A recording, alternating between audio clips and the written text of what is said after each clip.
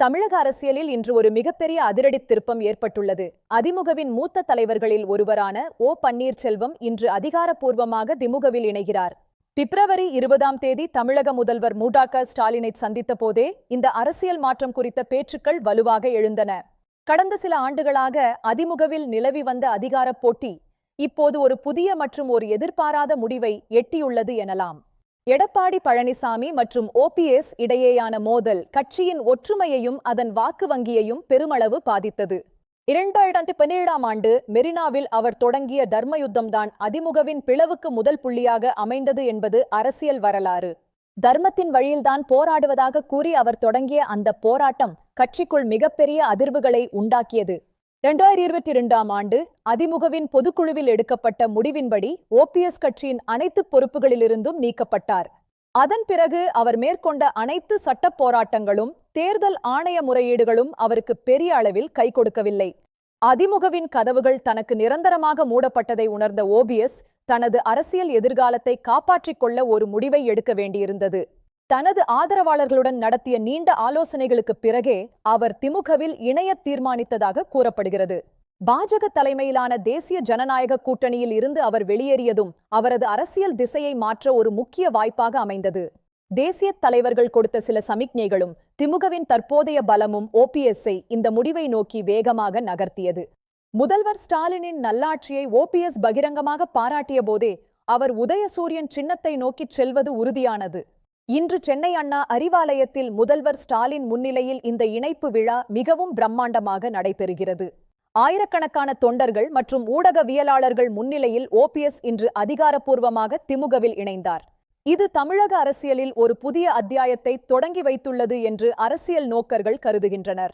OPS-உடன் வைத்திலிங்கம் மற்றும் மனோஜ் பாண்டியன் போன்ற முக்கிய தலைவர்களும் இன்று திமுகவில் தங்களை இணைத்துக் கொண்டனர். ஏற்கனவே அவர்கள் தங்கள் MLA பதவிகளை துறந்து திமுகவில் இணைந்துவிட்டது அவரது வருகையை உறுதிப்படுத்தியது. அதிமுகவின் ஒரு முக்கிய தூண் சரிந்தது அக்கட்சியின் வாக்கு வங்கியில் பெரும் சரிவை ஏற்படுத்தும் என எதிர்பார்க்கப்படுகிறது. குறிப்பாக தென் தமிழகத்தில் அதிமுகவின் பிடி தளர இது ஒரு மிக முக்கிய காரணமாக அமைய வாய்ப்புள்ளது. தேனி, மதுரை போன்ற மாவட்டங்களில் OPS-க்கு இருக்கும் அசைக்க முடியாத செல்வாக்கு இப்போது திமுகவுக்கு கூடுதல் பலமாகும்.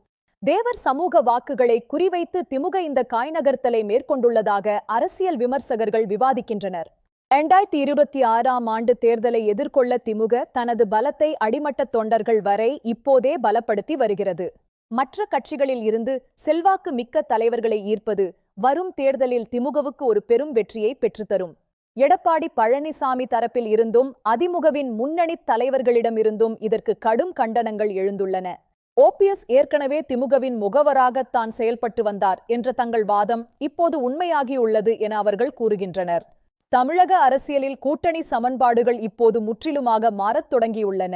இது வெறும் ஒரு ஆரம்பம் மட்டுமே. வரும் மாதங்களில் இன்னும் பல முக்கிய தலைவர்கள் கட்சி மாறக்கூடும் என்ற தகவல்களும் அரசியல் வட்டாரத்தில் கசிந்து வருகின்றன.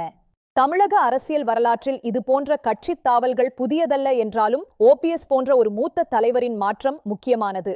M.Gr. மற்றும் ஜெயலலிதா காலத்திற்கு பிறகு அதிமுக சந்தித்த மிகப்பெரிய சவால்களில் இதுவும் ஒன்று என அரசியல் ஆய்வாளர்கள் கூறுகின்றனர்.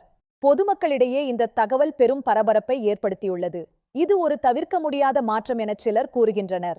சமூக வலைதளங்களில் OPS-இன் இந்த முடிவு பற்றிய விவாதங்கள் இன்று அதிக அளவில் ட்ரெண்ட் ஆகி வருவதை காண முடிகிறது. பாஜக மற்றும் மற்ற எதிர்க்கட்சிகள் இந்த இணைப்பை பற்றி இன்னும் அதிகாரப்பூர்வமாக எவ்வித கருத்தையும் தெரிவிக்கவில்லை.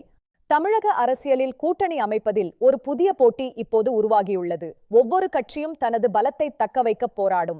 2026ஆம் ஆண்டு சட்டமன்ற தேர்தல் களம் இப்போதே சூடுபிடிக்கத் தொடங்கிவிட்டது. ஒவ்வொரு நகர்வும் மிக முக்கியமானது. யார் தமிழகத்தின் அடுத்த ஆட்சியை பிடிக்கப் போகிறார்கள் என்பதை தீர்மானிக்கப் போகும் ஒரு முக்கிய திருப்பமாக இது அமையும். தனது முடிவை பற்றி விளக்கிய OPS தமிழகத்தின் நலனுக்காகவும் திமுகவின் நல்லாட்சிக்காகவும் இந்த முடிவை எடுத்துள்ளதாக கூறினார். தனது ஆதரவாளர்களின் எதிர்காலத்தை பாதுகாப்பதே தனது முதல் கடமை என்றும் அவர் அந்த அறிக்கையில் குறிப்பிட்டுள்ளார். எடப்பாடி பழனிசாமி இப்போது தனது தலைமையை தக்க வைத்துக் கொள்ளவும் தொண்டர்களை தன் பக்கம் வைத்திருக்கவும் புதிய உத்திகளை கையாள வேண்டியிருக்கும். அதிமுகவின் கோட்டை என கருதப்படும் கொங்கு மண்டலத்திலும் இதன் தாக்கம் எப்படி இருக்கும் என்பது ஒரு பெரிய கேள்விக்குறியாகும். மேற்கு மற்றும் வடக்கு மாவட்டங்களில் அதிமுகவின் பலம் குறையாமல் பார்த்துக் கொள்வது எடப்பாடி பழனிசாமிக்கு இப்போது பெரும் சவாலாகும். இந்த மாவட்டங்களில் உள்ள வாக்கு வங்கியை தக்கவைக்க அதிமுக தனது கூட்டணி பலத்தை மேலும் வலுவாக்க முயலும் என எதிர்பார்க்கப்படுகிறது. இளம் வாக்காளர்கள் இந்த பழைய அரசியல் மோதல்களையும் புதிய கூட்டணிகளையும் எப்படி பார்க்கிறார்கள் என்பது தேர்தல் முடிவுகளில் எதிரொலிக்கும். சமூக வலைதளங்களில் ஆக்டிவாக இருக்கும் இளைஞர்கள் கொள்கை ரீதியான அரசியலையே அதிகம் விரும்புவதாக ஆய்வுகள் தெரிவிக்கின்றன. மொத்தம் உள்ள 256 தொகுதிகளிலும் இந்த இணைப்பு ஒரு தாக்கத்தை ஏற்படுத்தும். ஒவ்வொரு வாக்குச்சாவடியிலும் இதன் தாக்கம் உணரப்படும். ஜனநாயகத்தின் இறுதித் தீர்ப்பு மக்களின் கைகளில் உள்ளது. 2026ஆம் ஆண்டு தேர்தல் களம் ஒரு வரலாற்று சிறப்புமிக்க ஒன்றாக அமையும். தனது ஆதரவாளர்களுக்கு புது வாழ்வு அளிக்கவே இந்த முடிவை எடுத்ததாக OPS ஆவேசமாக பேசியது தொண்டர்கள் மத்தியில் கவனிக்கப்பட்டது. தமிழக அரசியலில் இது ஒரு புதிய வசந்தத்தின் தொடக்கம் என திமுக தொண்டர்கள் உற்சாகமாக கொண்டாடி வருகின்றனர். மொத்தத்தில் இன்றைய நிகழ்வு தமிழக அரசியல் வரலாற்றில் ஒரு மைல்கல்லாகும். இது தரும் மாற்றங்களை நாம் தொடர்ந்து கண்காணிப்போம். எமது செய்தித் தளத்துடன் இணைந்திருங்கள். இன்றைய செய்திகள் இத்துடன் நிறைவடைகின்றன. நன்றி, வணக்கம்.